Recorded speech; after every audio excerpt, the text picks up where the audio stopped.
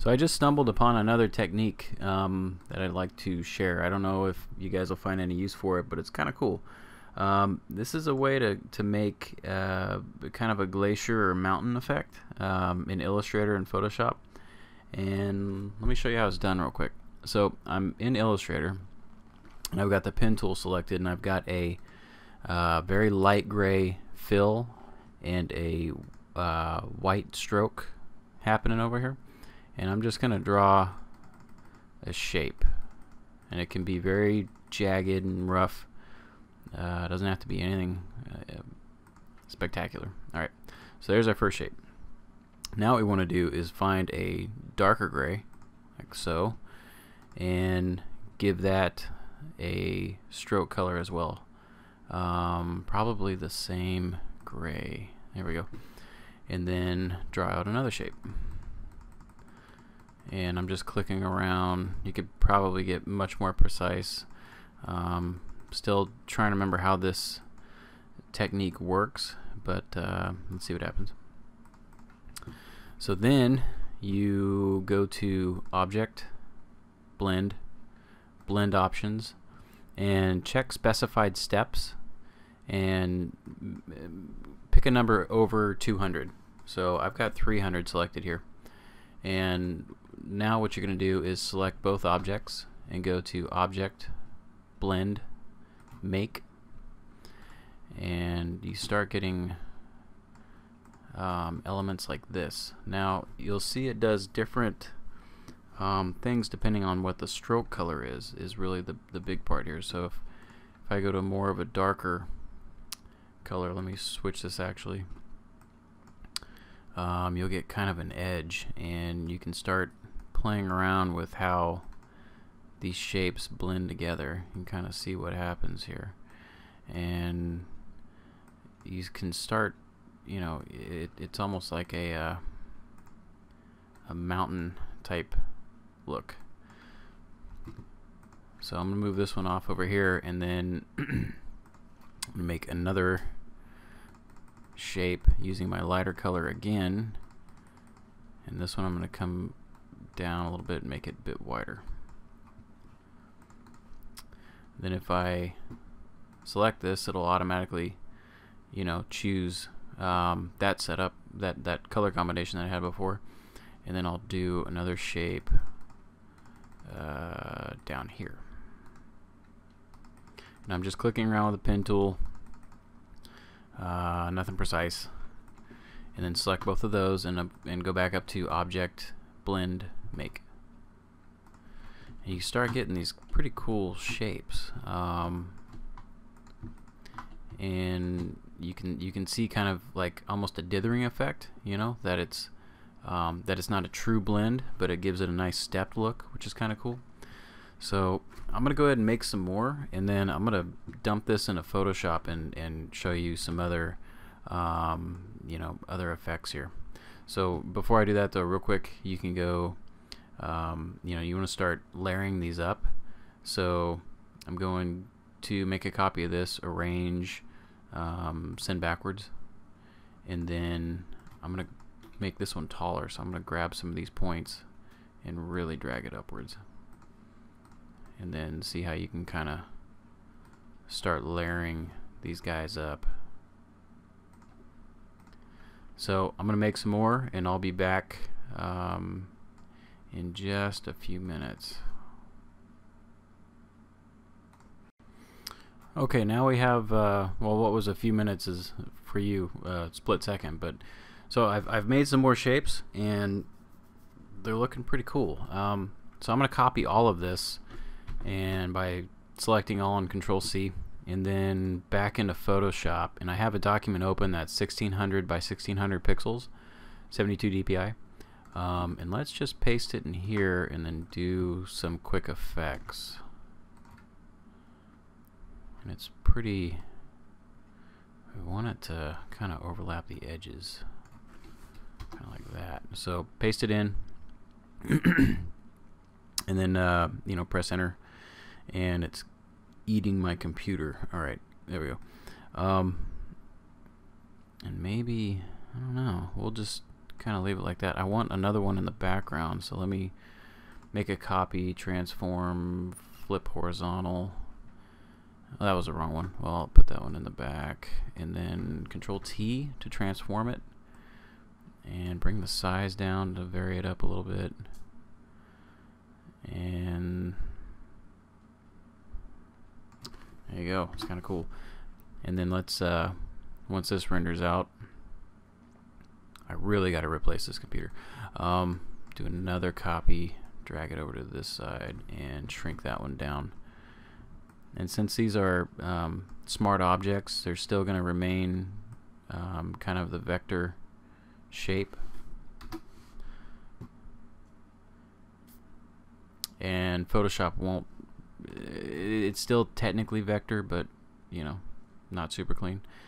And then go something like that. Now in the background, let's make a new layer, and let's choose our foreground color would be this color, this dark gray that we got, and for the background color, let's do something a little bit darker.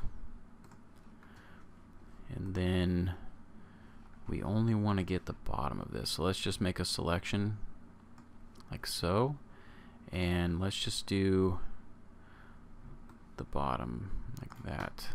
Alright, now if we come back into here, you see, look, that's pretty, that looks really cool. These vector layers, let's go ahead and right click rasterize layer.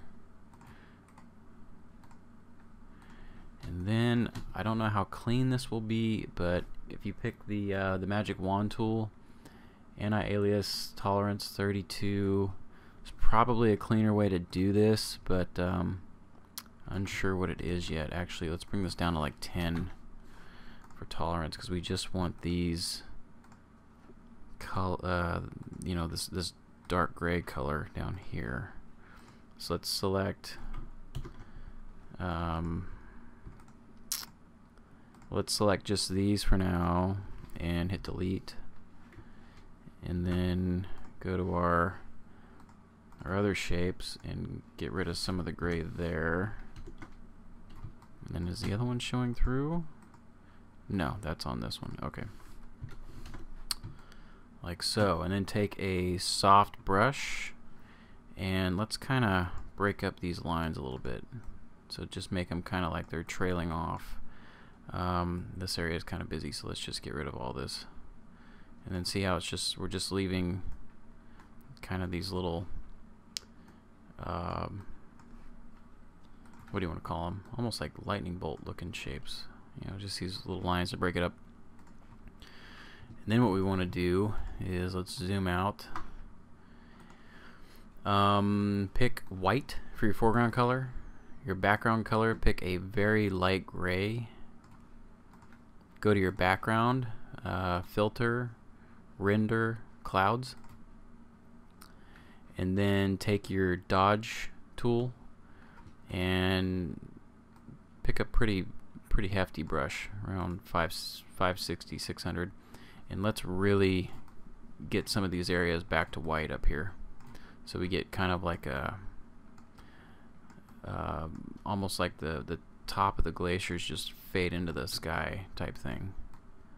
And maybe pick randomize your brushes to really, you know, blend in some of these edges. We want to keep some of the hard edges though, so this might give it kind of a pretty cool effect. Alright, so the next thing I did was take this top layer, create a copy, and we're going to go to filter, other, high pass, and get something like that. Okay, and then if I'm remembering correctly, I think I set this to overlay, and that kind of bumped the contrast up and made some of these steps come out a little more, which kind of looks cool. So let's go ahead and do that to the other two. Make a new layer, filter, other, high pass, okay, and set that to overlay.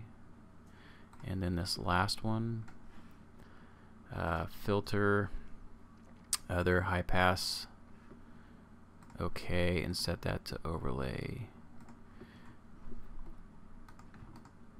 And that's looking pretty slick. It reminds me of the mountains in Tron almost.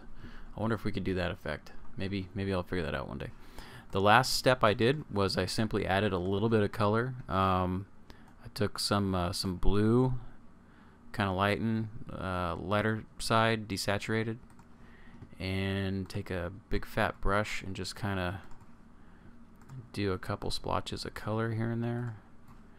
And I think I used a little bit of sea green, so let's bring the slider down, come up like that, do a bigger brush, and just do some other big chunks. I don't think you really want to get into the sky all that much, so, and then set that to overlay.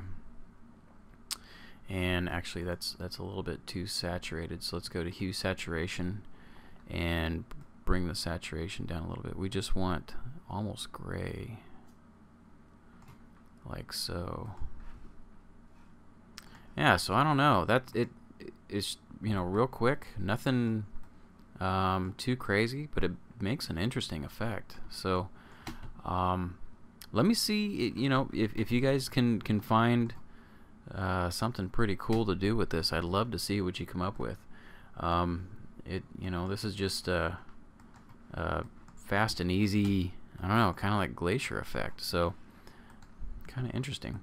But I'll put the PSD up for you to download, and you know, if I figure out some other things to do with this, I'll definitely share it later on. And please, if you like this, click that like button, subscribe if you haven't. Sometimes, like, you know, I'm trying to do more of these tutorials and more of these kind of effects that I just stumble across.